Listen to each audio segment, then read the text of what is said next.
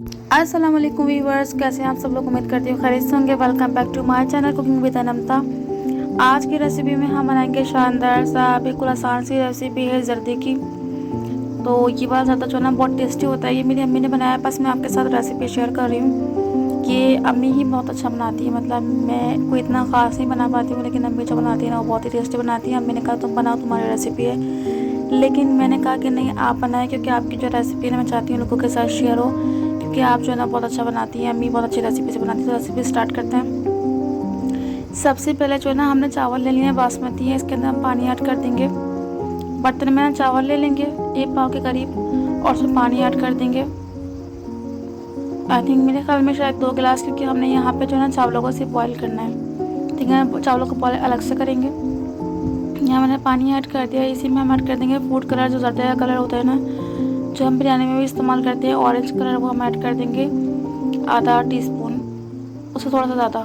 ठीक है ना। तो यहाँ पे इसको मिक्स कर ले। इसको ना हमने कलर देना है। आप जिनको कलर नहीं देना है ना तो वो वाइट रखें या किसी भी कलर में बना सकते हैं, क्योंकि मैंने देखा है बहुत सारे लोग जो ना ज़्यादा बनाते हैं अलग अलग कलर में, जैसे ना किसी का मल्टी कलर का होता है कलरफुल, तो किसी का जो ना वाइट कलर का होता है। तो यहाँ पे इसको अच्छे तरीके से मिक्स कर लेंगे।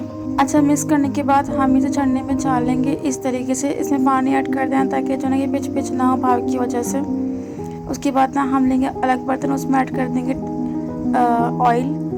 ऑयल हम ज़्यादा इस्तेमाल करेंगे, ज़्यादा बन रहा है ना तो ऑयल का इस्तेमाल ज़्यादा होगा, तो इसमें ऐड कर देंगे। साथ ही चीनी, 1 कप के करीब चीनी है, इसको इसमें ऐड कर देंगे। और साथ ही इसमें ऐड कर देंगे पानी हम चावलों के हिसाब से लेंगे, जितने हमारे चावल होंगे ना उसी हिसाब से हम पानी का इस्तेमाल करेंगे। ठीक है, ये असल में बन रहा है शीरा। ठीक है ना। तो ये शीरा है, तो ये अच्छे से इसमें डिज़ोल्व हो जाए ना, तो उसके बाद जब ये बॉयल आ जाएगा इस तरीके से, तो हम इसमें ऐड कर देंगे लौंग और इलायची।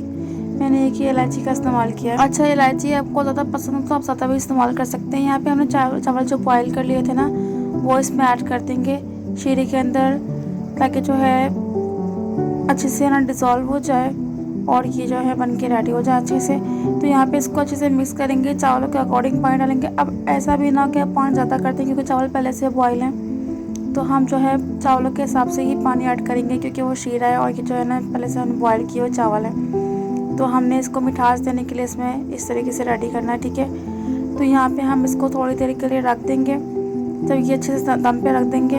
उसके बाद ना यहाँ पे हम देख लेते हैं, यहाँ पे जो है ज़्यादा जो है ना बन के रेडी हो चुका है। आप देख सकते हो चावल वहीं के वहीं खिले ऐसा नहीं है कि पिच पिच हो गए, क्योंकि हमने जो ना पानी का इस्तेमाल सही से किया है। ठीक है, पानी का इस्तेमाल का ख्याल रखना, ऐसा ना हो कि पानी जो है ना ज़्यादा कर दो, चावल जो है ना पिच पिच हो जाएंगे। चावल जो है ना बासमती इस्तेमाल होता है जर्दे में। ओके, तो यहाँ पे हम देख लेते हैं फिर से।